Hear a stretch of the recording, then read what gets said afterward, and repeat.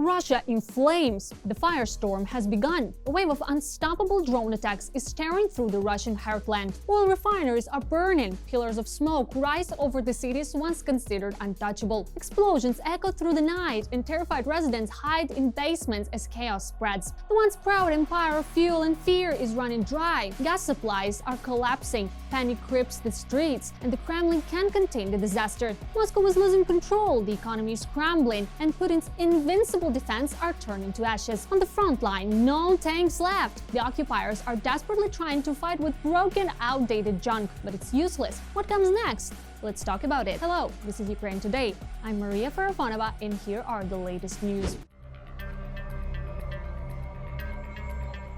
Russia is once again under drone attack. This time, the strikes hit the Kuban region. Explosions rocked the resort cities of Sochi and Adler as waves of drones swarmed the skies overnight. Frustrated Russians complained that they had to hide in basements during the attacks. This was reported by Petro Andrushenko, head of the Center for the Study of Occupation, as well as local Telegram channels. Sochi, Adler serious. Kuban under attack all night are UAVs. In Sochi and Adler, students and hotel residents were made to feel a little like Ukrainians and were lowered into basements for the whole night. The attack took place in several waves, so the consequences will require additional clarification. The likely primary targets were the oil refineries in the Adler area, which have been hit in previous years. On local Telegram channels, reports of the attack and air raid alerts began spreading around 2 a.m. Residents wrote about loud, distinctive noises and shared videos in which powerful explosions could be heard. And once again, smoke is rising over Russian oil refinery. In the city of Kstov, Nizhny Novgorod region, the Lukoil Nizhegorod Neft Orgssynthese refinery was hit. Preliminary reports suggest that a drone struck the L-2430 installation directly. According to researchers from the Cyberflower project, this unit performs hydrotreatment of 24 tons of feedstock per hour, up to 300,000 tons per year. Photos from Kstova showing black smoke over the plant confirmed the strike. The destruction of fuel production facilities has already led to a significant shortage, social pressure, and the need to significantly increase subsidies for the fuel sector. At gas stations in Russia, the shortage is growing with each strike.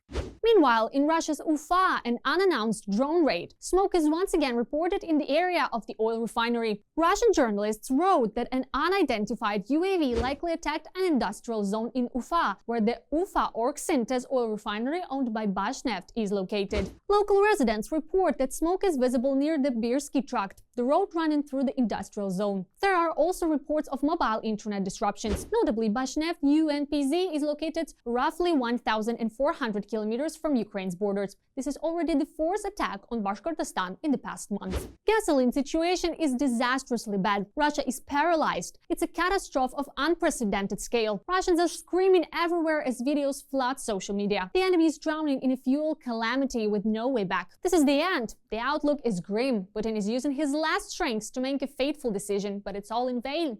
A spectacular beginning to a true disaster. More on this in just a moment. The fuel crisis in Russia has even reached the oil-rich Tyumen region. Tyumen, have you seen this? I'm going to the gas station today. I give you 3,000 hryvnias and say, please fill me up with a full tank of 95th gasoline for 3,000 hryvnias.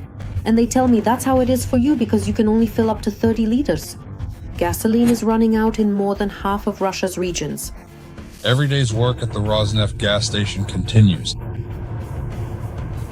There is no gas station anywhere except Rosneft. He ordered like this, now constantly in the check queue. But the authorities, as always, say that the situation is under control, with only a slight increase in prices.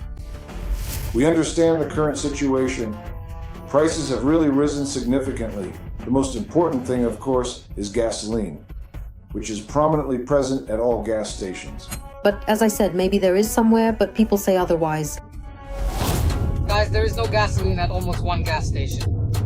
And the right row that we see with you is all aligned for a gas station where there's a chance there's still gas. Most likely there is 100 or 95th. And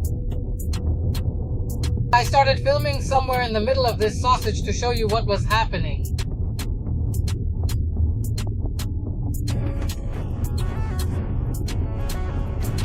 Russia will become dependent on fuel imports.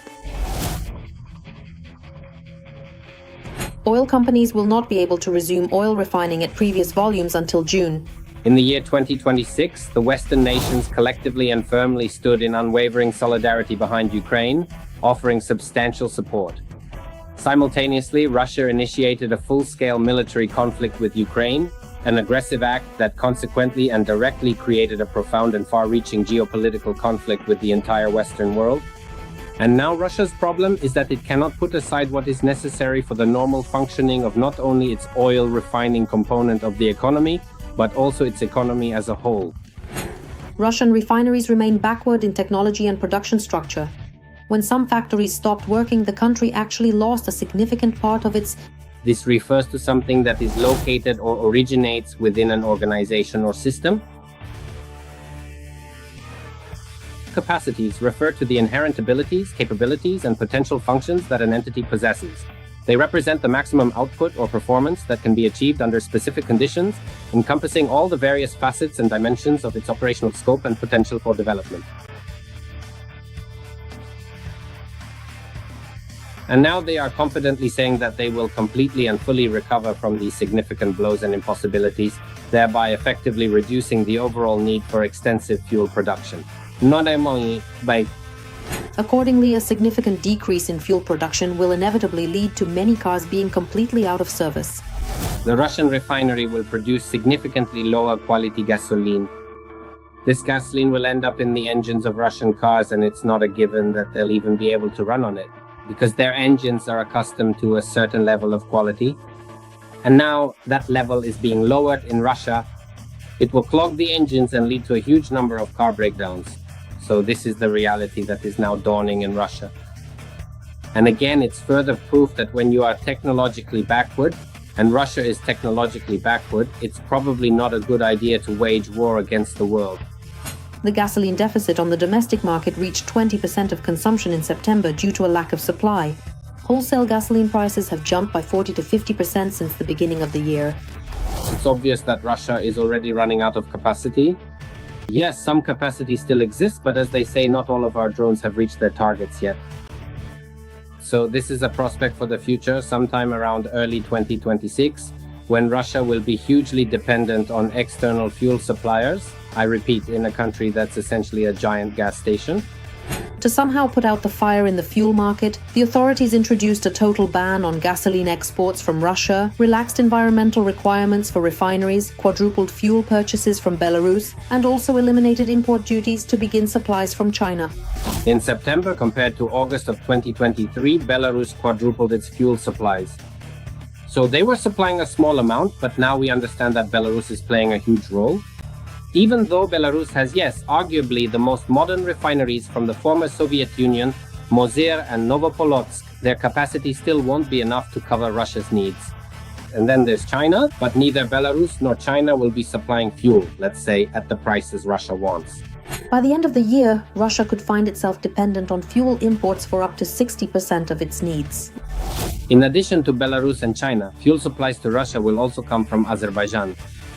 But just like with Belarus and China, Azerbaijan, a nation with its own strategic interests, won't be doing it on the cheap.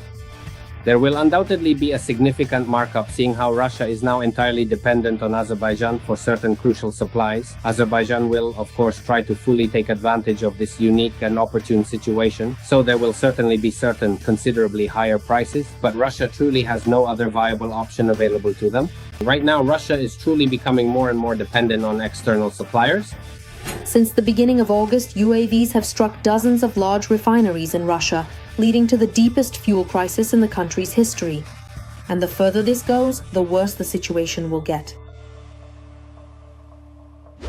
Every voice matters. Join our community, support independent journalism, and help us bring you the truth from Ukraine. Become a member of Ukraine today. Join us now.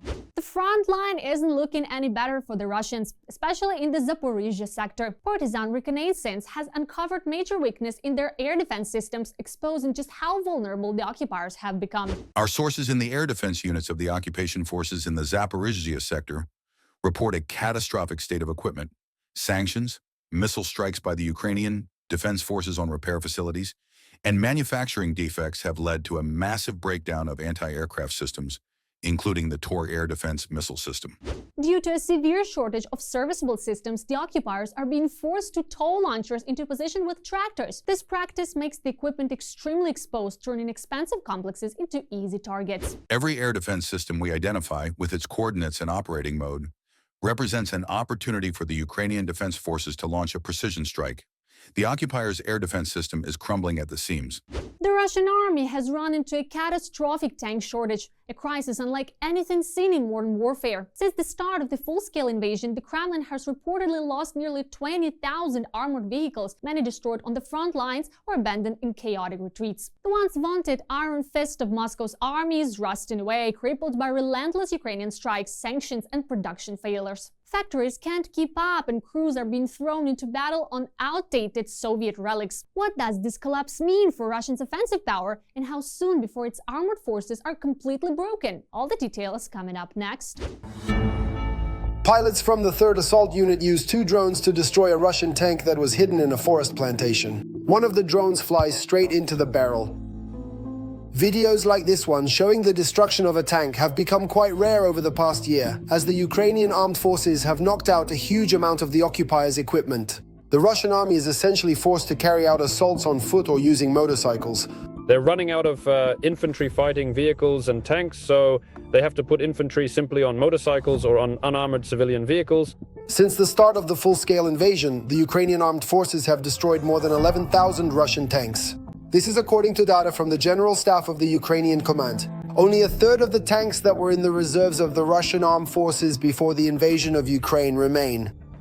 After 3 years of war, Moscow has depleted its tank reserves to such an extent that, according to reports, they are almost exhausted, although the Kremlin insists there are no problems with replenishing tanks. Notably, in 2022, Russia's tank reserves were stored at 24 bases across the country, but today only 9 such facilities remain operational.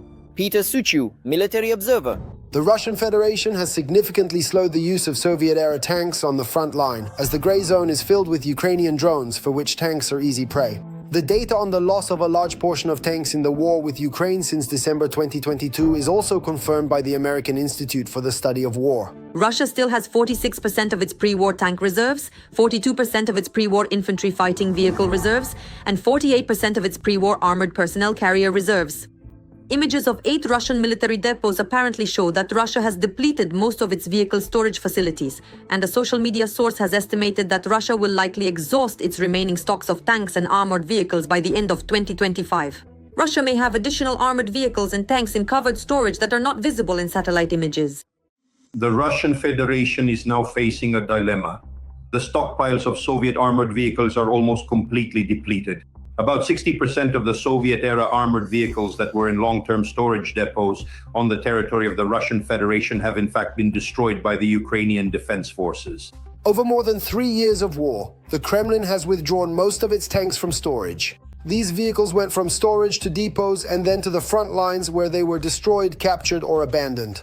The resources and efforts spent on restoring these vehicles did not pay off and did not bring the desired results on the battlefield. Now there simply is no longer the necessary amount of equipment available.